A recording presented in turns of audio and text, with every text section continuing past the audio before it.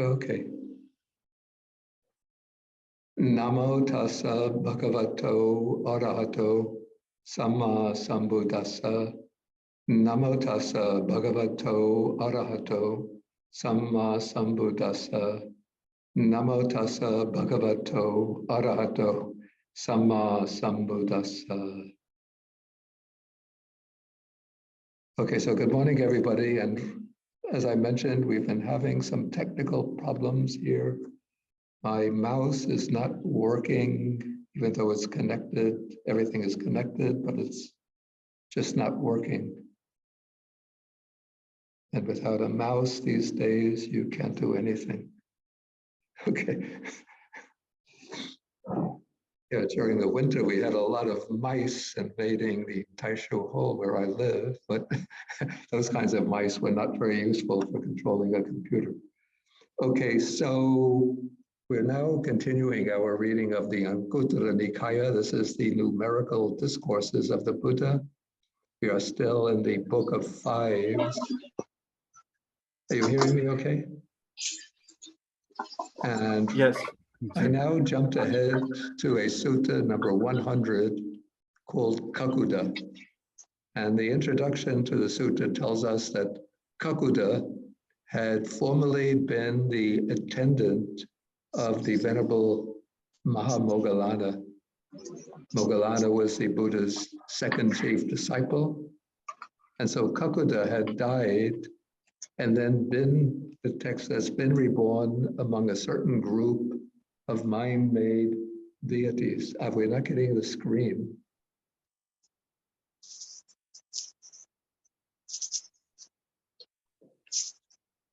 Jason.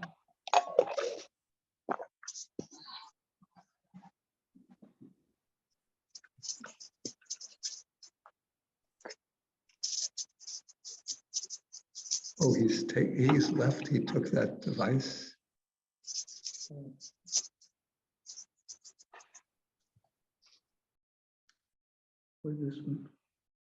No, there was a device that plugs into the computer. Jason went out.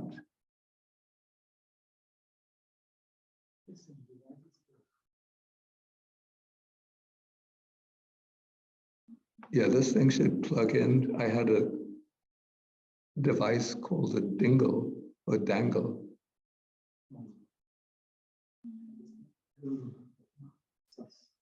Yeah, Jason must have gone out with that in order to. So that device is a for your files, or Excuse me? is the device for your files? Not for the file. It connects to the computer, and then you could plug other accessories in.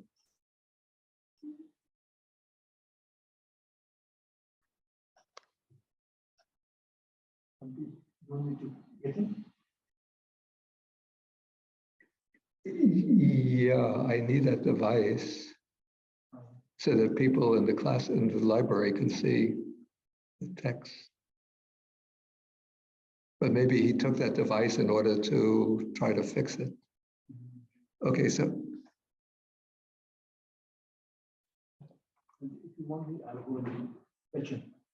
We don't know where he is. He might have gone by car up the hill. No, I think we just continue. I'll just have to read everything. Okay, so the text tells us that Kakuda, who had been formerly the attendant of Venerable Moggallana, had died and then been reborn among a certain group of what's called mind-made deities. And these mind-made deities are the deities of the Brahma world, of the form realm. So this means that Kakuda had attained the jhanas, and then he had been reborn in a realm corresponding to the jhanas, to the jhana containments. Here he is.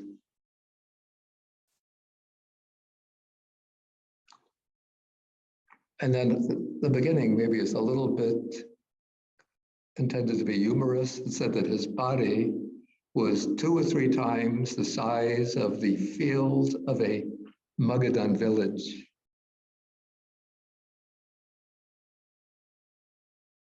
but he did not obstruct either himself or others with that body.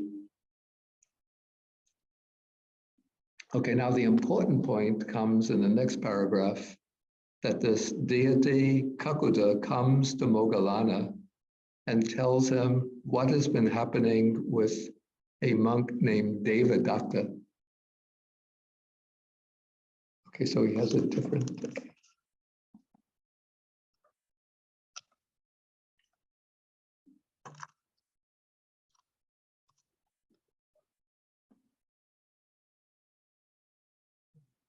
So, no, same problem. Yeah, I just used my finger. Okay, but you can see now. Okay.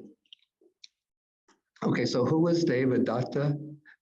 Devadatta was the cousin of the Buddha, and Devadatta was very ambitious and wanted to become the chief of the Sangha. He wanted to get rid of the Buddha, to depose the Buddha, to sort of overthrow the Buddha and take control of the Sangha, of the monastic order. And so Devadatta, early in his career as a monk, had developed the psychic powers. The psychic powers are called iddhi.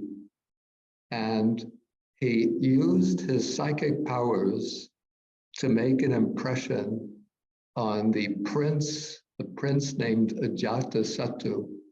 The prince Ajatasattu was the son of King Bimbisara. Bimbisara was the king of the large, powerful state of Magadha. And Bimbisara was a devout supporter of the Buddha. And so Devadatta came to visit Ajatasattu, the prince, and impressed him with his display of psychic powers. And he actually convinced Ajatasattu to overthrow his father, the king, and imprison him. And later, Ajatasattu assassinated his father, the virtuous king. And Devadatta planned to assassinate the Buddha and to take over the Sangha.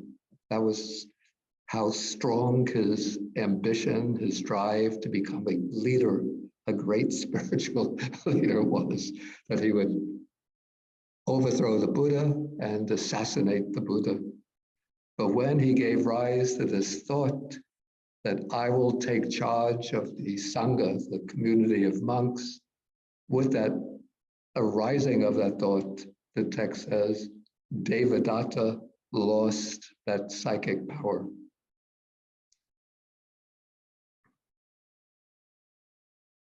Okay, so this incident provides the occasion for the Buddha to give a discourse on a good teacher and a bad teacher. Now I don't know how to change the page.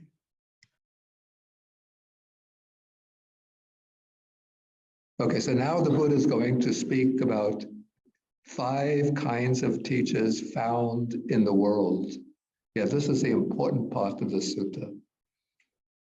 And the sutta, I think, takes on a contemporary relevance, because if you've been following the spiritual scene over the last few decades, including the scene in Buddhist circles, you learn about many people who rise up and become prominent, famous, influential Buddhist teachers, and they develop large circles of followers, many disciples. And then what happens is that at one point or another, somebody starts to expose what's going on behind the scenes in the conduct of that teacher. And then often their reputation gets darkened. Their followers learn about the misbehavior of that teacher, and then they depart from him and they leave him isolated. And then the teacher, from the peak of fame, honor, reputation, falls and becomes pretty much a pariah, an outcast, somebody who is no longer respected. And so the Buddha is going to explain 5 kinds of teachers found in the world. So he begins, one who's a teacher whose behavior, whose conduct is impure, unpurified, but he claims that he's one whose behavior is purified.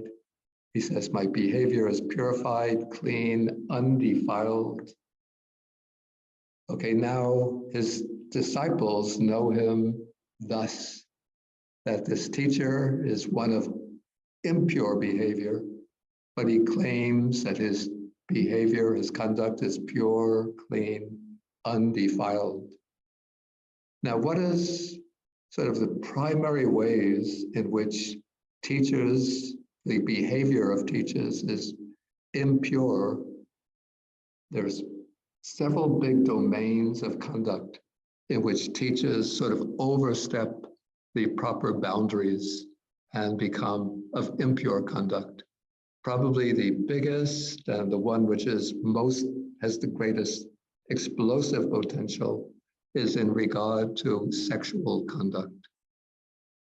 Because particularly in Buddhist circles, but also in other spiritual systems, teachers or priests, monks are expected to observe pure conduct in regard to their sexual behavior. That is, in Buddhist circles, monastics are expected to observe celibacy, the same for Catholic priests, Hindu swamis, and probably in other disciplines.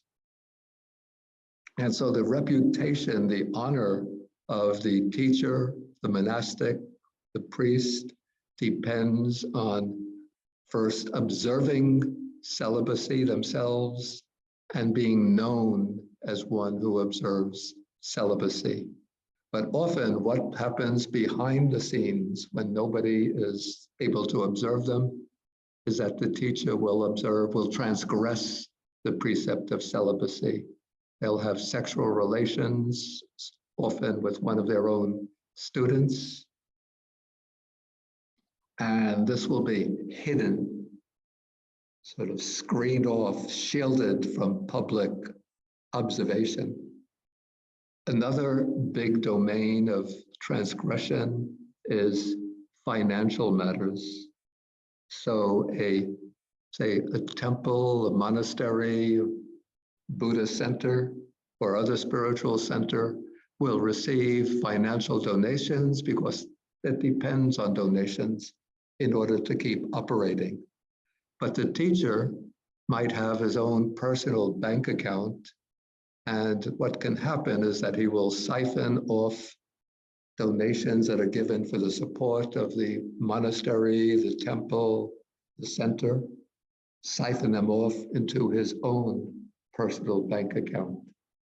Or he might encourage the disciples to give generously to support himself, trying to tell them that he needs financial support in order to be able to continue teaching. And then there'll be periods where you find out, well, he has a role, maybe several roles, a Rolls Royce and a Jaguar. He has a personal yacht, and he'll go on vacations to the Bahamas or to other luxury resorts around the world. So he uses the finances of the monastery, temple, or center for his own personal enjoyment. And if he's not observing celibacy, then he will go there together with his favorite female, usually it's a male, with his favorite female disciple, sometimes several female disciples, enjoying himself on the Bahama Islands, while his disciples, his students back home, are working like 10 hours a day, 5 or 6 days a week, in order to make donations to support the teacher.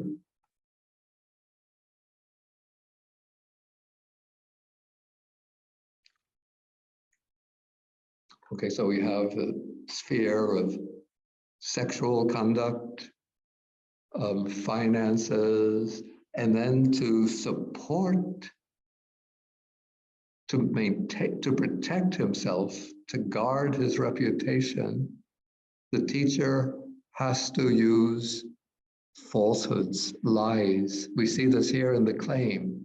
So he knows that his own behavior is impure, but he presents this claim, my behavior is pure, clean, undefiled. And then there'll be usually a lot of other lies have to be told in order to maintain that veneer of purity.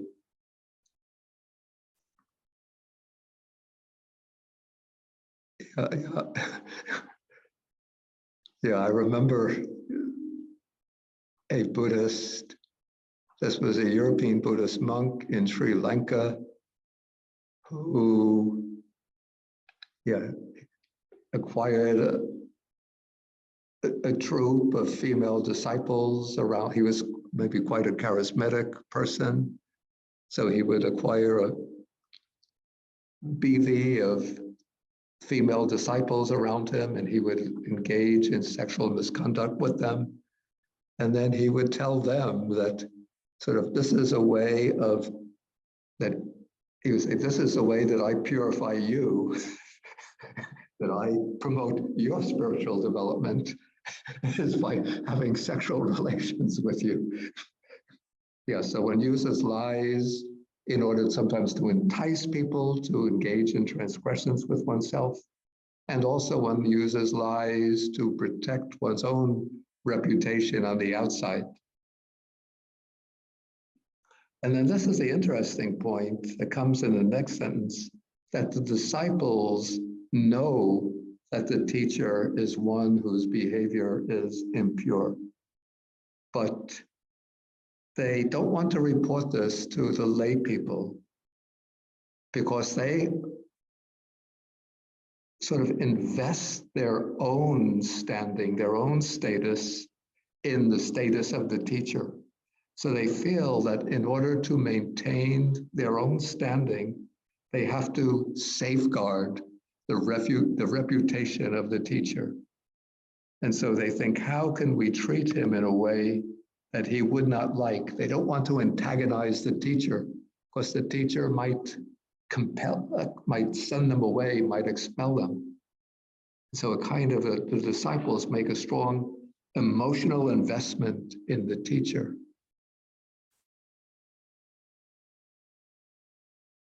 And so the text says that the disciples cover up the teacher with respect to his behavior, and the teacher expects to be covered up by his disciples with respect to his behavior.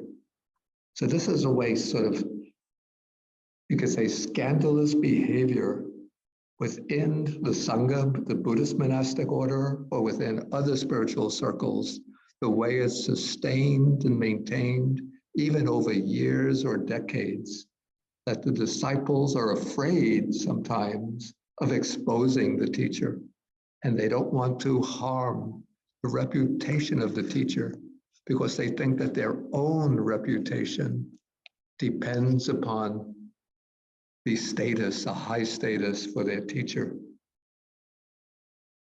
And so the disciples cover up the teacher with respect to his behavior.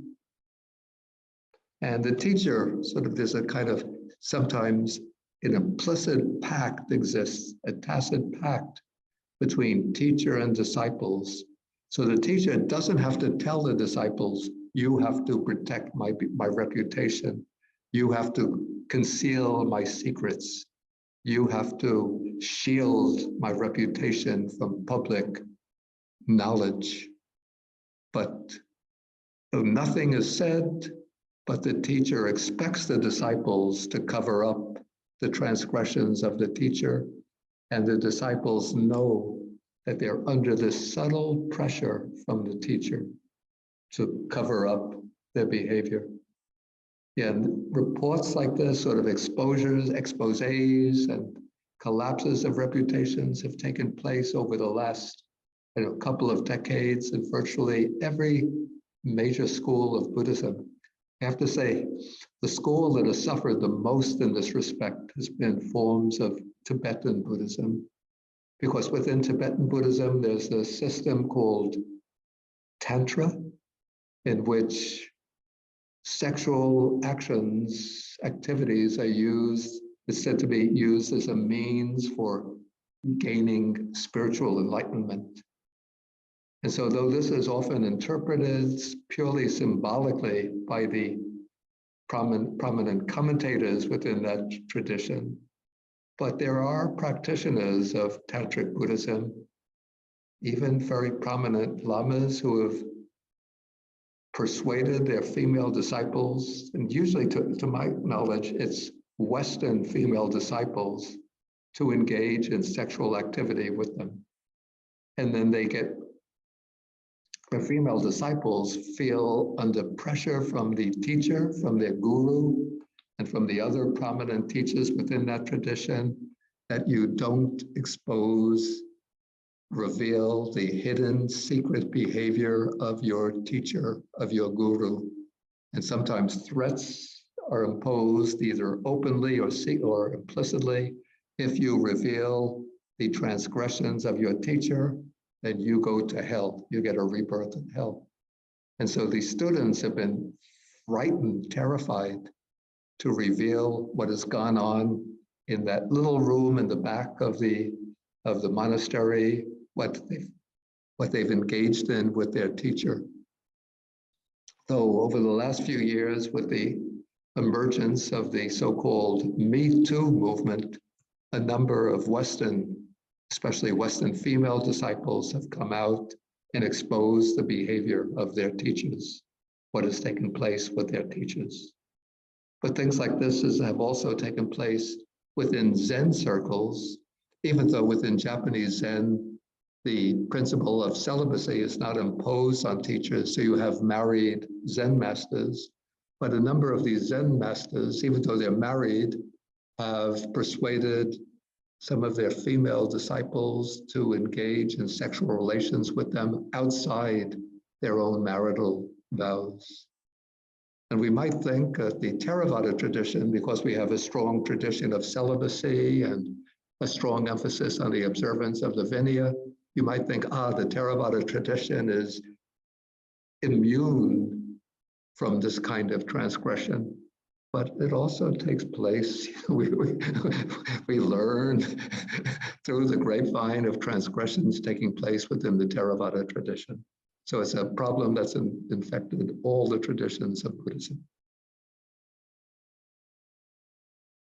Okay, so this is with regard to behavior. So the main areas in regard to sexual misconduct, in regard to financial transgressions, and in regard to, I would say, to false speech, to lying intended to protect the reputation of the teacher. Okay, then we have the next one is everything is the same, except the key term here is livelihood. That is how the teacher is supported. And so within the Buddhist tradition, we have that the teachers, especially the monastics, are dependent for their support on donations from the lay community. And maybe the transgression or the violations of this with regard to livelihood would be the cases where the teacher receives, might be monetary donations, which nominally then go to a formal legal organization, which is intended to support the teacher or his center or his monastery. But then, as I mentioned earlier, the teacher can siphon off those donations into his own personal bank account in order to support a very lavish style of living. So we hear of teachers, prominent teachers, having several automobiles, including luxury automobiles, Rolls Royce and Jaguars, living in lavish quarters.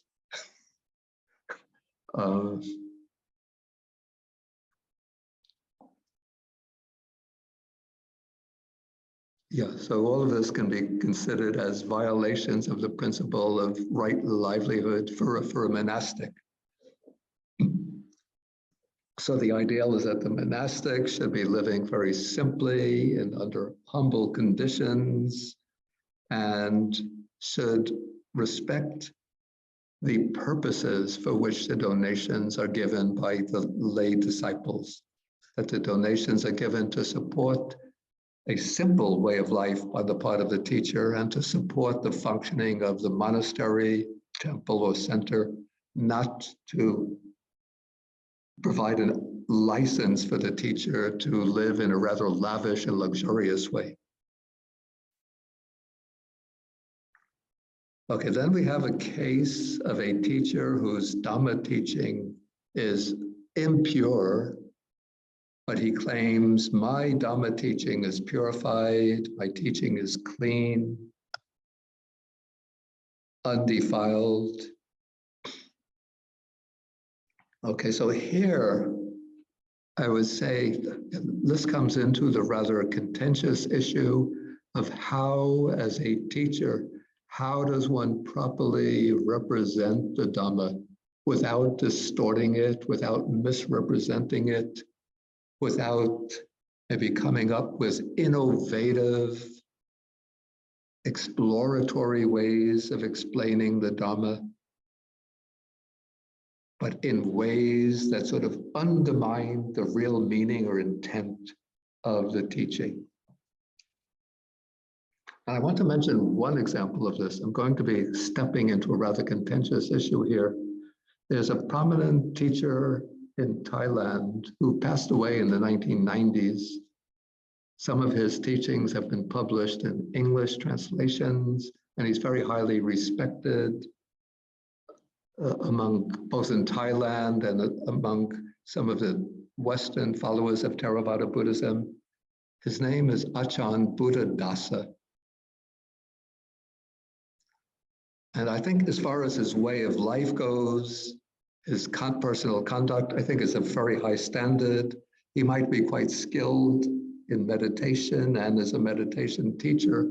But just a few days ago, somehow along on the internet, I came across a little transcript of a talk of his on the question, does Buddhism teach rebirth?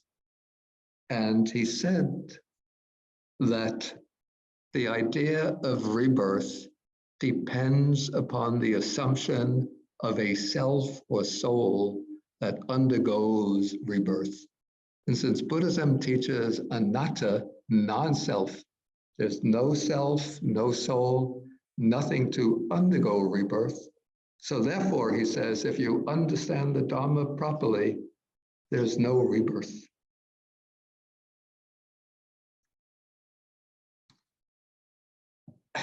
So when I read that, I was wondering, if there's no rebirth, what is his purpose in becoming a monk? The reason we become a monk, according to when we go through the process of ordination, we say to our teacher, we say, out of compassion for me, in order for me to gain liberation from the round of rebirths and to attain nirvana, please, Venerable Sir, grant me the going forth into the homeless life. And so if there's no rebirth, what would be his purpose, this Ajahn? Ajahn means a teacher. What is his purpose in taking ordination? And the way he explains it, he goes on to explain that the Buddha's teaching is concerned with dukkha and the end of dukkha. And then he explains, like, what is dukkha? He says, when you have the idea of I, mine, or myself, then everything that happens to you gets infected in some way by stress, dissatisfaction, worry, anxiety, concern. And it's for the purpose of overcoming that kind of dukkha that the Buddha taught the Dhamma. Okay, the way I see it, there's a certain maybe truth in this, that the Buddha certainly taught the Dhamma for getting rid of the stress, worry, concern, anxiety that arises from the idea of I, mine, and myself. But that is only part of the meaning of dukkha. In fact, there's a line in the Dhammapada, dukkha jati puna puna. The jati puna puna, that means again and again undergoing birth is dukkha.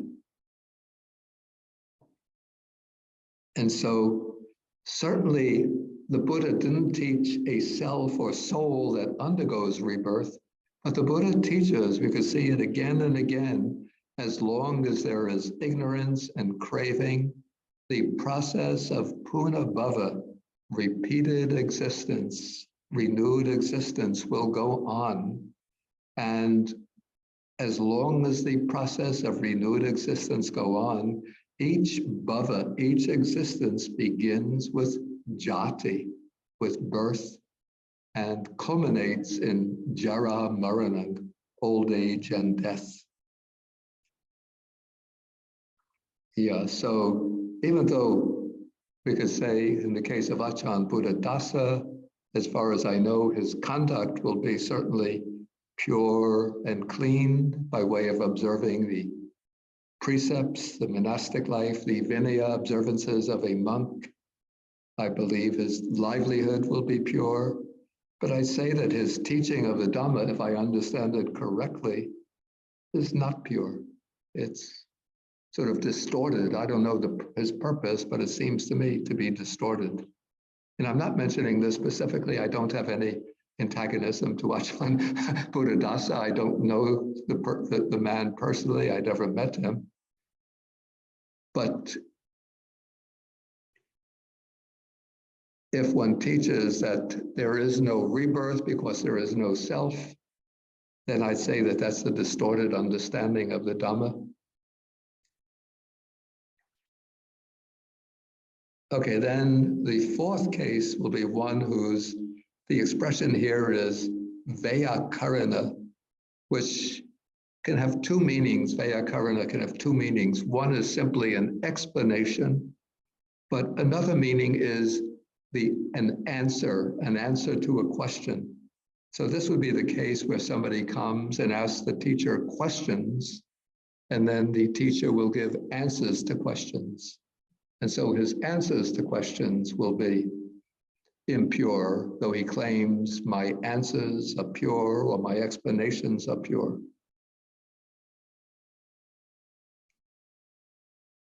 And then the fifth case is a teacher whose knowledge and vision is impure. That is this would be his experiences based on his meditative attainments. Through his meditative practice, he might develop certain deeper states of consciousness, and he claims maybe that these states of deep consciousness are true samadhi, right concentration, and he might gain certain, what he takes to be insights through his meditative practice. And he claims this is purified knowledge and vision. This is the liberated or liberating knowledge and vision. I've gained true insight, true realization, maybe even claiming I am a stream enterer or a once returner or a non-returner, or even I am an arhat. Of course, people can be mistaken about their experiences and misinterpret them. But I think what's intended here as one who knows that his sort of meditative realizations are not true enlightenment, not correct insight, but then falsely, deliberately presents those experiences as being purified knowledge and vision. And so he makes that claim, I have true liberating knowledge and vision. And his disciples, somehow they know that the teacher's realization is not pure, maybe because if a teacher has true, correct, proper, liberating knowledge and vision, true, liberating insight, then his conduct and livelihood will of necessity be pure, upright, virtuous. But they see that the teacher's conduct is corrupt, his livelihood is corrupt. And so though he's making claims about his knowledge and vision, they know that his claims are false, deliberately false. And yet again, they feel the kind of pressure, maybe from the teacher, to protect his false claims. And also maybe they feel that their own status, their own standing is tied up with the reputation of their teacher. And so they feel compelled to protect the reputation of the teacher. Maybe the teacher has set up an organization, maybe you call it the Enlightened Vision Society. And so they appoint one teacher of one of their disciples as president, the other couple are vice presidents, another is secretary, treasurer, members of the board. So the disciples think, one thinks, I'm the president of the society. I'm the vice president, I'm board members. And so they want to maintain their status, on their Facebook page, they'll put out, they'll say, president of the Enlightened Vision Society. And maybe they'll have their, what do you call these, their business cards printed with the name Vice President, Enlightened Vision Society, and then they hand it to a lot of people. And now if they expose their teacher, that the teacher is a charlatan, a fraud, they have to tear up all of their business cards, throw them away, or they have to change the Facebook page after many people have seen it. And so to continue handing out the business cards, to preserve the Facebook page with, maybe they have a lot of photos with them smiling next to their enlightened teacher. And so to keep those photos, they have to protect the reputation of the teacher. Okay, so these are 5 ways we could say in which a teacher, is there a summary to this? So here the text says that there are these 5 kinds of teachers found in the world. Then we have the counterpart to this. Now the Buddha is going to be making claims about himself.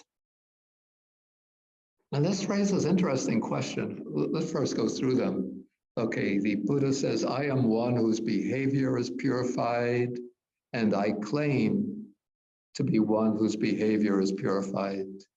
And so my disciples don't have to cover me up with regard to my behavior. And I am one whose livelihood is purified. I'm one whose teaching is purified. I'm one whose explanations or answers to questions are purified. And I am one whose knowledge and vision are purified. And then I claim my knowledge and vision are purified. And my disciples know that my knowledge and vision are purified. And so they don't have to cover up for me with respect to my knowledge and vision. And it might seem, and this is a way, maybe I was also thinking in this way when I first read the sutta, doesn't it seem that the Buddha's being boastful here? Like if I come out and I say myself, my behavior is purified, my livelihood is purified, my teaching is purified. I would never speak like that because people would think he's being boastful. So how can the Buddha speak like this? Isn't he being boastful? What do you think?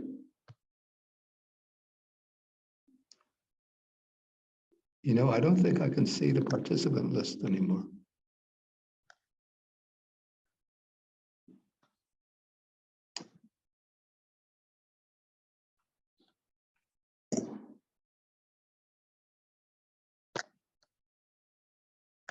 Okay, I could find it now.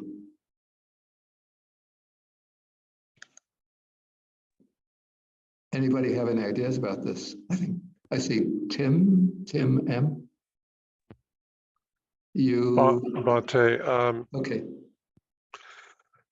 this really hits a tender spot with me because a few years ago I was in an extended retreat with it was a combined Zen and Theravadan class, and the Theravadan representative, one of the Theravadan representatives, basically was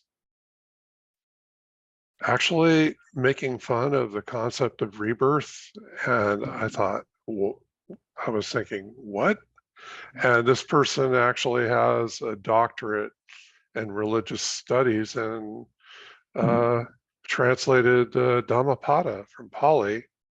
And then the other component of it was what's crept into, as a lay teacher, what's crept into the lay tradition of Theravadan teaching is referring to stream entry as someone who's just started meditating. And that seems to have sort of taken hold. And I thought, yeah, what do I know? I'm not a Theravadan scholar, but I'm thinking that both those things are just not in the alignment. So I wanted to get feedback from you, Bhante, that I asked two of my teachers. One was a Zen teacher who was in the retreat, and another friend who's a Bhikkhuni that I trust a lot. And I asked them, what should I do about this? I don't want to be like a ex-Catholic dogmatic. What do I do? And they suggested that I talk to that teacher. And so I arranged to have a one-on-one on Zoom with that teacher and explained that I was stunned to hear it's one thing to not believe in rebirth, but it's another thing to actually openly, in a sense, ridicule it as a concept. And also the concept of referring to stream entry is this, oh, I started doing meditation, now I'm a stream enterer.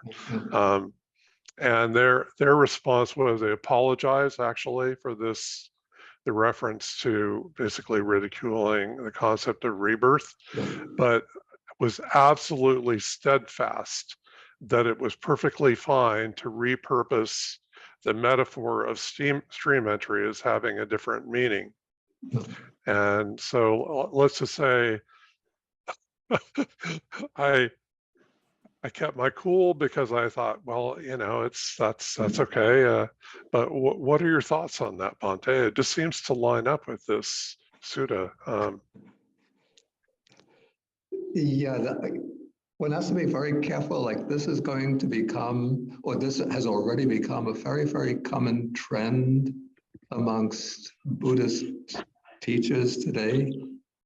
But I would say it's one thing to present the Dhamma in ways that focus on the benefits, the immediate concrete benefits that one can obtain from the practice in this life itself, without having to bring in the what I call the broader framework of rebirth in order to understand and to practice the Dhamma. So that is one thing, but it's quite a different thing, as you mentioned, to ridicule the teaching of rebirth, or even if you're not ridiculing it, but to reject it and then claim to be teaching a proper Dhamma. I'd say that's certainly a wrong, unhealthy approach. And to redefine stream entry as just beginning to undertake the practice, no, that's the wrong. I mean, it's simply a wrong explanation of stream entry. A stream enterer is one who is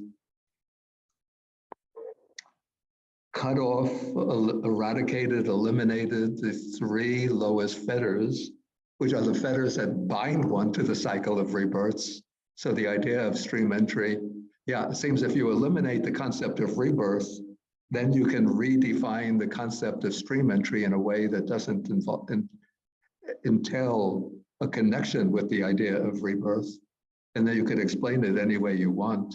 But according to the canonical text, the stream enterer is one who has eliminated the three lowest fetters and thereby has reduced the number of future rebirths to a maximum of 7, which will take place in either the human realm or in the celestial realms. Okay, but I think it's good that you spoke to that teacher and that he apologized for ridiculing the idea of rebirth. So probably what you said wouldn't have convinced him to change his mind about that topic. No, absolutely not. And that's a very popular, very established teacher. They have their own retreat center, and I was very taken aback. But thank you, Bhante. Yeah. Yeah, and I think that teacher, if I remember, published an article some years ago in which he cited Ajahn Buddhadasa as one of his authorities for rejecting the concept of rebirth. Oh my. Yeah. So that's how it spreads from one person to another. Okay, so we move on to Doran. Doran. Thank you, Bhante. To answer your question about whether the Buddha is being boastful here, I don't think so at all. I think. Do the people, just the people in the library, do you hear the person speaking? Okay, so they could hear you. Okay, go on. Thanks. I don't think he's being boastful here because it's all in context of everything that's been said before. And first of all, one of the things is the students have a moral dilemma here. It's, am I going to be loyal to my teacher, my Sangha, and everything that the religion is displaying to everybody else? Am I going to stay loyal to that? Or am I going to call my teacher out? That's the dilemma of the students. And the Buddha is talking about his own merits just to contrast the bad teacher before. And also the important sentence there is that he's saying, I do not expect my students to cover it up, which is a very big statement that makes it less boastful, because he's saying, you know, they're going to show my weaknesses. It's just going to be a disaster if I'm not truthful. It's not going to work. Yeah, that's a good point. And it reminds me just now that there's a sutta in the Majjhima Nikaya, the middle length discourses. It's number 47, number 47. It's called, I think it's called the Investigator, or the Investigation, in which the Buddha says that for those of my disciples who are not able to read my mind and know that I'm purified, investigate me. He actually invites them. He says, investigate me in regard to what you can see for yourself, my bodily conduct and my speech, to see whether there are any sort of traces of defilements in my conduct or my speech. Yeah, you can look up, if you're interested, you can look up that sutta, 47. Okay, Dan Vasquez, is that the correct pronunciation? Yeah, that's correct.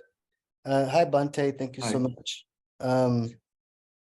Yeah, you just actually, what you just said was what I was going to offer, that I really appreciate the Buddha's teachings because he offers them in the spirit of ehipassiko, right? Like, come see for yourself. Practice and see the truth of these teachings for yourself. And in this paragraph, he's making some truth claims about himself, and his followers can see for himself. You know, he's not, like the previous speaker said, he's not asking his followers to cover it up. You know, he's just saying this is what is true, as you know, as for me, that I'm seeing for myself. You see for yourself. And also, you know, it also helps as a follower, you know, just have more confidence and faith. You know, says, okay, I'm getting the real deal. I mean, this is the reason, I'm just being transparent. This is the reason I join, you know, your sessions, is because I feel I'm getting the real deal. Okay, good. Yeah. Okay. You know what I'm saying? I'm getting the Buddha's teachings in as close as as close to what he taught as possible. I know it's very hard to get, but you know, as much as possible, I want to learn what the Buddha taught and how to live in accordance with the teachings. One question is like, because I was taking care of this little one while you were speaking, the last one about knowledge and vision. Yeah. How does one discern as a student whether the teacher has knowledge and vision? Like how would one discern that? See, I think one couldn't directly discern the knowledge and vision itself unless one has that psychic power, the psychic power of reading the minds of others. But I would say that a person's understanding manifests in their behavior. And I think that's implied by the sutta too, because otherwise there would be no way for a student to sort of cover up for a teacher's knowledge and vision. What's really entailed there is covering up the, say, the corrupted or impure behavior of a teacher who's making a claim about their knowledge and vision. Okay, I want to take a few more questions because we're running out of time. So next will be Yudi Ortega. Yes, Yudi. hi Bhante. Yep. In regards to your question, I also don't feel that the Buddha here is being bossy. I think as the main representative of the Dharma, the one who has been awakened, he has to lay out his stance and say, you know, he has to lay out his stand, what he represents, and hence we will be following his behaviors, his teaching. So he has to put it out there. The Dharma is pure. My disciples, don't cover me up, and all of that stuff that he was talking about. So, so I think that he's just pretty much saying, hey, this is what I'm giving you. This is what I am. This is, and you don't follow anything else. Yeah, that's a good point. And in fact, if you remember the account, is it in the first? Let me see where it is. Yeah, it's in the Majjhima Nikaya, the Middle Length Discourses. It's Sutta number 26. Mm-hmm. This is where the Buddha gives the account of he attains enlightenment, he realizes Nibbana, then he comes to the deer park at Varanasi, and he encounters the 5 disciples, the 5 ascetics, who are going to become his first disciples, and they refuse to show him any honor or veneration. And then he says to them, but he doesn't use the I am, but he refers to himself as the Tathagata. He says the Tathagata is now a fully enlightened one. I have attained the deathless. So he comes right out and tells them straight off. He's not trying to be modest or self-effacing, but he comes right out and announces, right, I am the enlightened one. Exactly. Yeah. Okay. So, Samantha Jayatilaka. Yeah, thank you, Bhante. Yeah, I was sort of like thinking on this similar lines, because I was just thinking when I first hear this, it sounds like, it sounds arrogant if it was anyone else, but of course we're talking about the Buddha, the enlightened one. And I remember like I think it was in the first sutta that he said to his disciples, until I have the 3 things, gain the knowledge, the vision, and another, I can't remember the other one, I would not declare myself to be enlightened and the teacher, blah, blah, blah. And also, I think in this, and he addressed himself as the Tathagata, and he had obviously he has realized that there is a concept of no anatta. And so in this respect, I would imagine that he wasn't talking, he wouldn't be conceited because he has lost his self, the sense of self, and there's conceit or arrogance or nothing there, so he would speak in just third, not in the third person, but he, yeah, sort of I, as in the third person, maybe. That's why I was sort of like, Yeah, yeah. I say that since he has eradicated all sense of I am, all sense of the superiority conceit, so he's just making really an objective statement about the way things are, and not trying to get any special credit for himself. yeah, thank you. Okay, I think we can take, I just want to move on to get a few more questions or comments. Helen Rosen.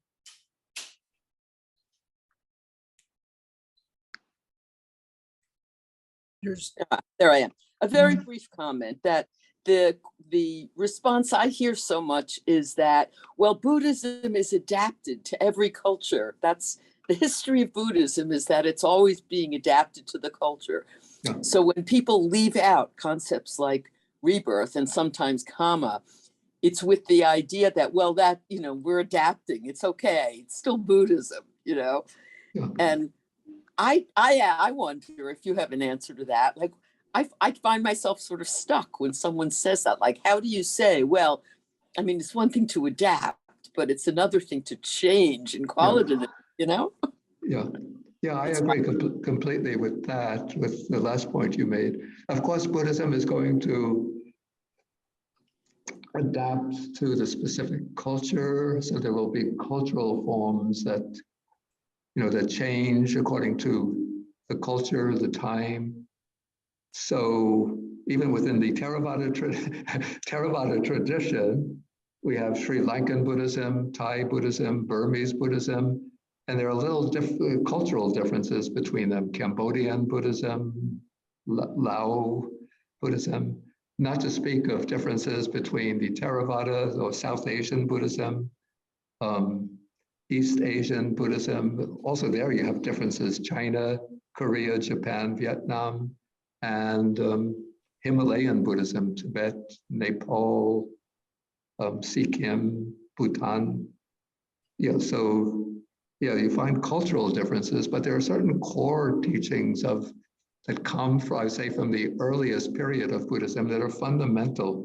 And if you eliminate those, then you change the whole character of the teaching. It's not just a cultural adaptation, but it's changing the nature of the Dhamma itself.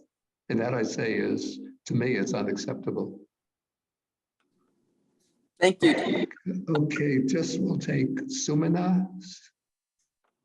Bhante, I'm sorry. I know your time is limited, but I just have a question about not your answer your question, but Bhante, when a teacher claims that they have the map for the student, and it's kind of confusing, like should we trust the teacher? If the teacher has what for the student? The map for the student to work. Like if they teach this, but they do this. It's kind of sound confusing to If me. they have the map for this? Yeah, it's like the path for the student to walk. I see. A map for a student to follow. Yeah. Yeah, this is where one has to be very careful, because teachers who are clever have sometimes subtle ways of getting a grip on the mind of a student and making the student feel that they have to remain loyal to that teacher, and that if they break away, they're going to lose, even if they're not going to go to hell, but they're just going to be wandering in the darkness without any way to, you know, to progress along their spiritual path. So I think this is where you have to have some degree of confidence in oneself and one's own ability to make the proper assessments of a teacher. And if you see that it's necessary to break away from a teacher and go to another teacher, that's the step you have to take. Okay, well, I'm going to have to end now because I'll have to go up for the meal. And so we can do the sharing of the merits. So thank you all for participating. And I apologize, there's been some strange problem this morning that I never had before, that the mouse is not, and for some reason, it's not connecting to the computer. Even we used another mouse that Jason had brought, and that too wasn't connecting to the computer. Okay, so we'll do the sharing of the merits with the devas, the nagas or dragon spirits, and with all beings. Akasa ta chabuma ta deva naga mahedika punyantang anumodita chirangra kantu sasanang. Akasa ta chabuma ta deva naga mahedika punyantang anumodita chirangra kantu desanang. Akasa ta chabuma ta Deva naga mahedika punyantam anumoditva chiranga kantu mang param dukha dukha patajani dukha baya patajani baya soka patajani soka pantu sabepi panino. May those in suffering be free from suffering. May those in fear be free from fear. May those in sorrow be free from sorrow. May all living beings also be thus. Sadhu. And then we can do 3 vows to the Buddha. Sadhu, sadhu. We love you, Bhante. Okay, we'll do. Thank you, we're going to do 3 Bhante. vows. I'm going Thank to you, give. Bhante. Thank you, Bhante. Thank you, Bhante. Thank you, Bhante. Okay, we'll do the 3 vows. Us to the Buddha. Yes. Thank you very much, Bhante. Thank you. Thank you, Bhante. Yeah, we're doing 3 vows.